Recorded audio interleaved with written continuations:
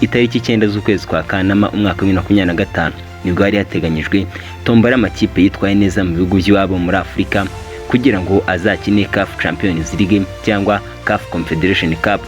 Iyi tombora nkuko byari biteganyijwe yarabaye, gusa iyi tombora yasize amakipe mwe mu bihugu bitandukanye yishimiye uko tombora yagenze, asiga abakunzi b'umupira w'amaguru mu Rwanda batishimiye uko tombora yagenze, kuko amakipe azasohokera u Rwanda mu mikino yatomboye uko abakunzi bayo bavuga ko amakipe arimo APR FC izakina CAF Champions League yatomboye ikipe ya Pyramide FC yo mu gihugu cya Misiri ubugira gatatu, kuko bazakina mu ijonjora ry'ibanze bikaba bizakina ku nshuro ya gatatu zikurikiranye. Naho ikipe ya Rayon Sports izakina CAF Confederation Cup yatomboye ikipe ya Singida Black Star yo muri Tanzania.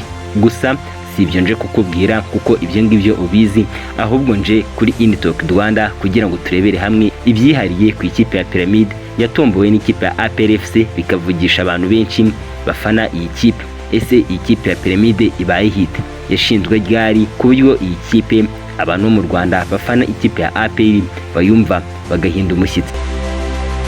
Ese iyi kipe notedo yugo yihariye? Niba ari ubwa mbere ugeze kuri uno muyoboro nagusaba ko wakora subscribe ubundi ukajya ubana natwe mu biganiro byacu bya buri munsi. Muhaye ikaze.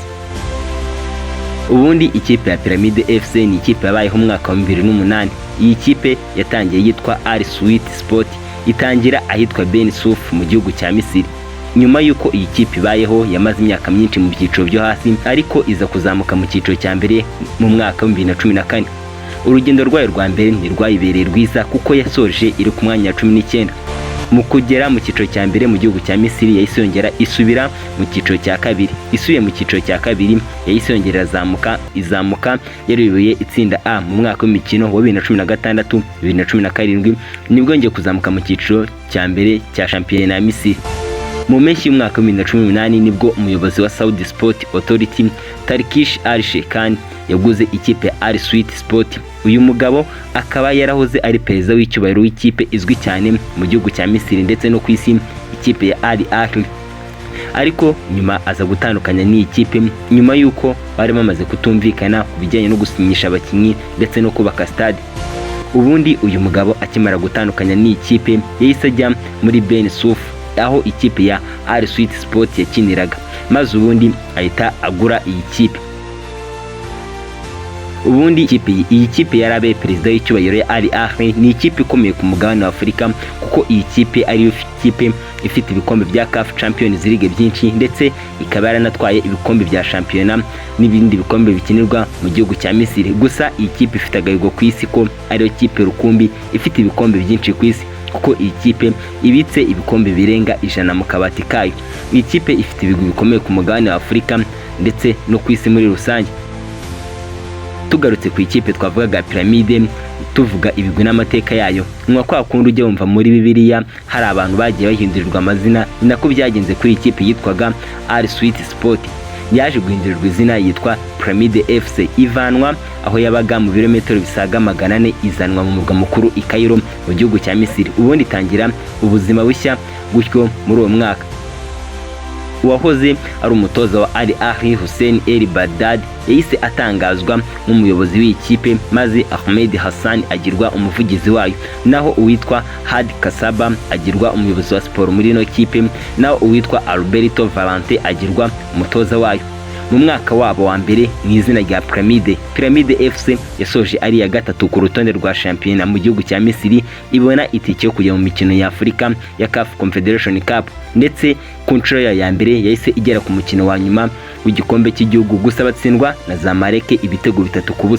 Mu mpeshyi y'umwaka wa 2019 Sharmaine Al Shamans ukomoka muri Leta Zunze z'Abarabu yaguze imigabane muri ikipe ya Pyramide FC, maze ubundi ahita anayegukana. Kuva yashingwa yitwa Pyramide yakomeje kugaragara nk'ikipe ya gatatu mu Misiri ikomeye, kuko mbere yayo amakipe abiri yonyine ariyo yari yigaruriye abakunzi b'umupira w'amaguru mu gihugu cya Misiri.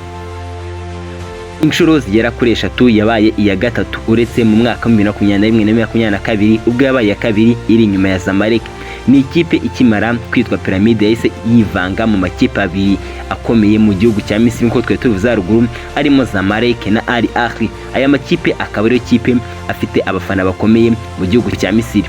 Urugendo rwa Pyramide mu marushanwa nyafurika mu mwaka wabo wa mbere ni ukuvuga mu mwaka wa 2019-2020 Pyramide FC yageze ku mukino wa nyuma kandi yari yatangiriye mu majonjora y'ibanze. Mu mikino y'amajonjora yasezereye ikipe ya Etoile du Congo, Si Brudad na Young African yo mu gihugu cya Tanzania.